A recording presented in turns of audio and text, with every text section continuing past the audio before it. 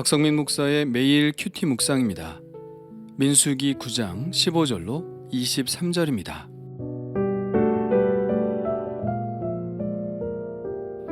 성막을 세운 날에 구름이 성막 곧 증거의 성막을 덮었고 저녁이 되면 성막 위에 불 모양 같은 것이 나타나서 아침까지 이르렀으되 항상 그러하여 낮에는 구름이 그것을 덮었고 밤이면 불 모양이 있었는데 구름이 성막에서 떠오르는 때에는 이스라엘 자손이 곧 행진하였고 구름이 머무는 곳에 이스라엘 자손이 진을 쳤으니 이스라엘 자손이 여호와의 명령을 따라 행진하였고 여호와의 명령을 따라 진을 쳤으며 구름이 성막 위에 머무는 동안에는 그들이 진영에 머물렀고 구름이 성막 위에 머무는 날이 오랠 때에는 이스라엘 자손이 여호와의 명령을 지켜 행진하지 아니하였으며 혹시 구름이 성막 위에 머무는 날이 적을 때에도 그들이 다만 여호와의 명령을 따라 진영에 머물고 여호와의 명령을 따라 행진하였으며 혹시 구름이 저녁부터 아침까지 있다가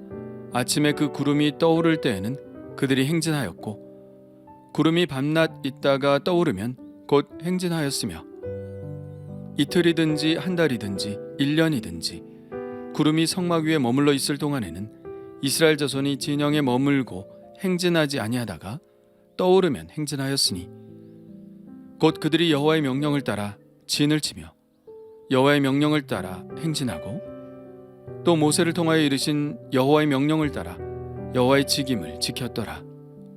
아멘. 9장은 시내산에서의 일을 마무리하는 장입니다. 인구조사를 한 결과와 함께 시내산에서 받은 두 가지 중요한 것, 즉 성막과 율법에 관해 간단하게 요약을 하였는데요. 오늘 말씀의 마지막 구절은 지금까지의 요약을 또 한 번 요약하는 구절입니다.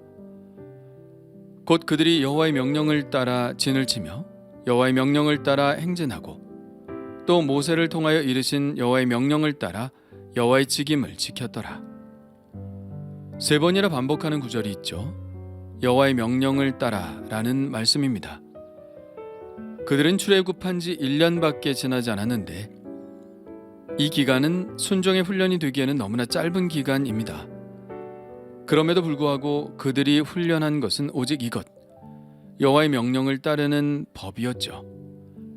애굽을 탈출하는 일이 쉽지 않았으나 그들은 오직 여호와의 명령을 따라서 왔고 지금까지 인도함을 받았습니다. 그들은 앞으로도 여호와의 명령을 따를 것입니다. 그것만이 그들을 가나안 땅으로 인도하는 유일한 길이기 때문입니다. 우리의 인생의 길도 마찬가지죠. 여호와의 명령이 아니면 우리는 다른 사람들의 말을 듣거나 아니면 나의 자아가 하는 말을 들을 텐데 어떤 말을 듣는 것이 우리에게 복이 되는 길일까요?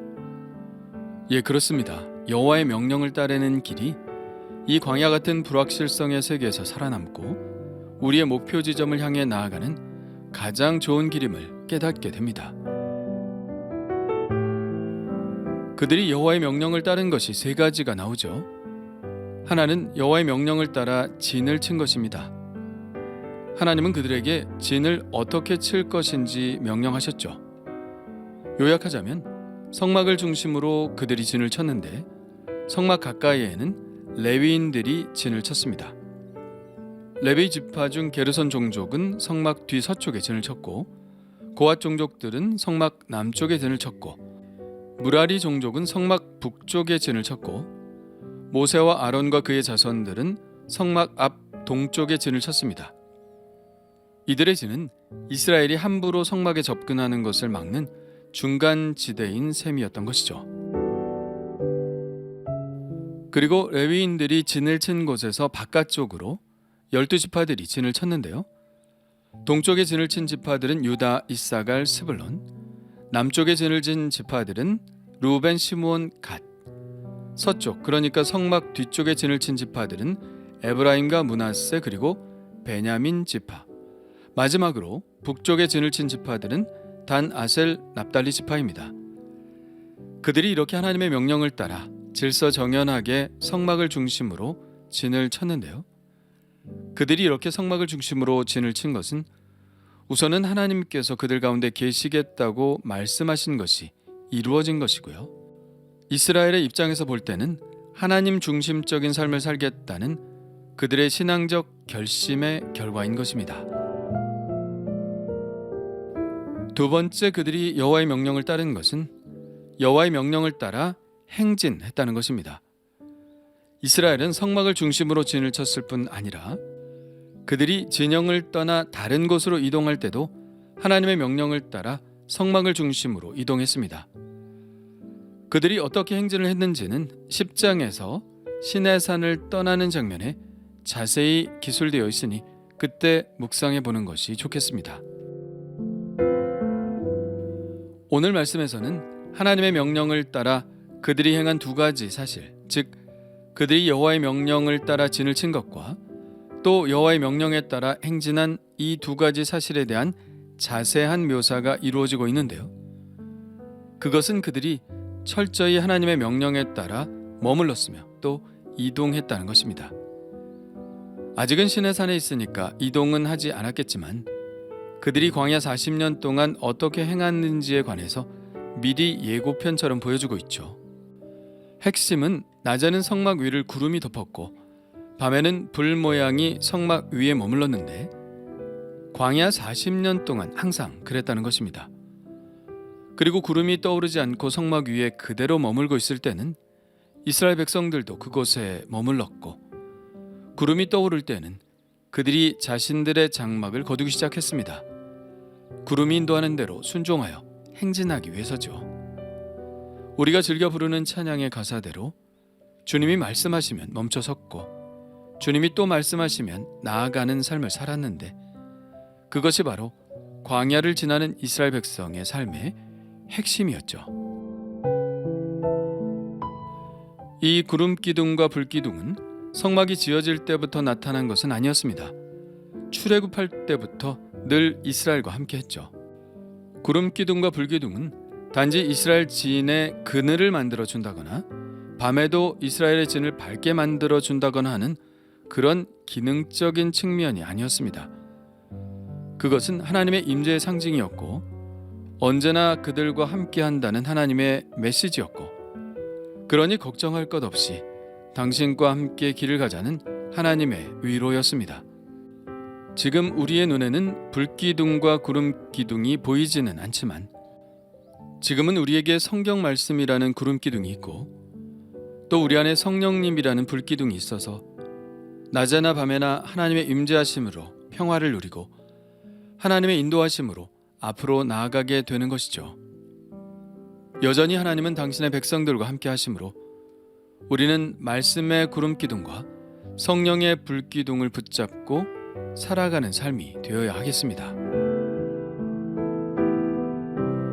세 번째, 여호와의 명령을 따른 것은 여호와의 직임을 지켰다는 것인데요.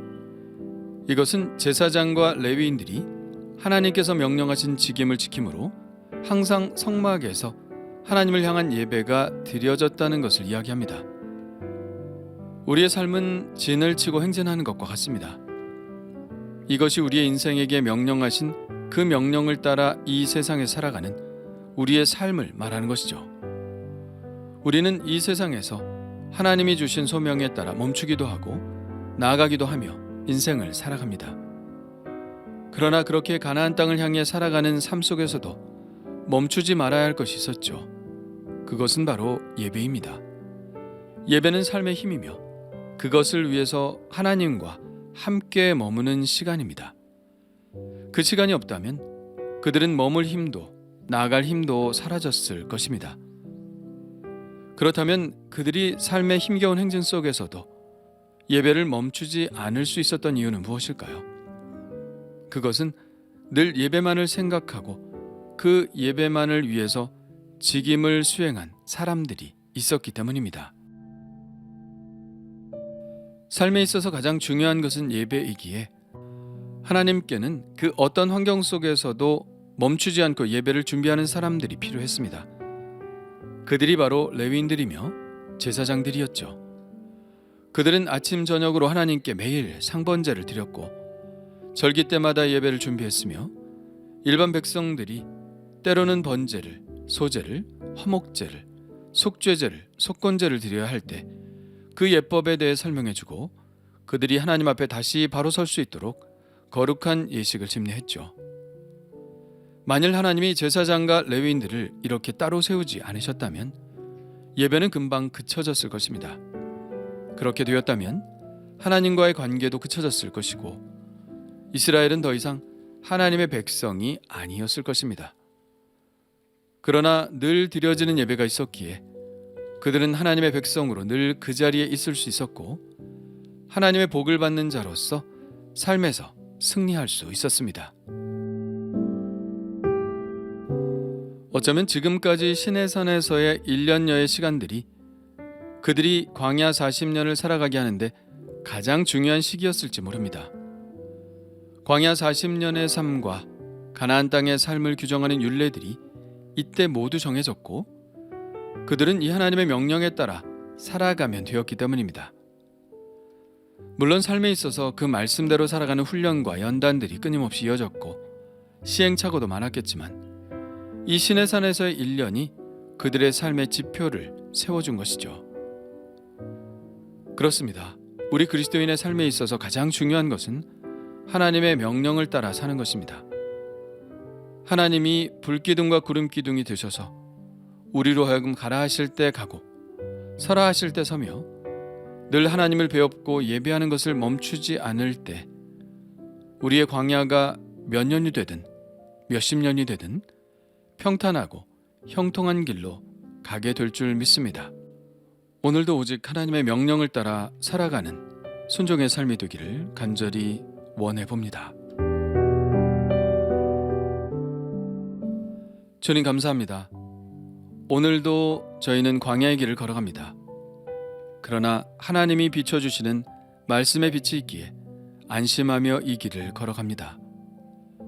때로 광야의 위험과 위협이 있어도 이 길을 가는 것을 겁내지 않게 하여 주옵소서. 하나님께서 불기둥과 구름기둥으로 인도하여 주실 줄 믿습니다.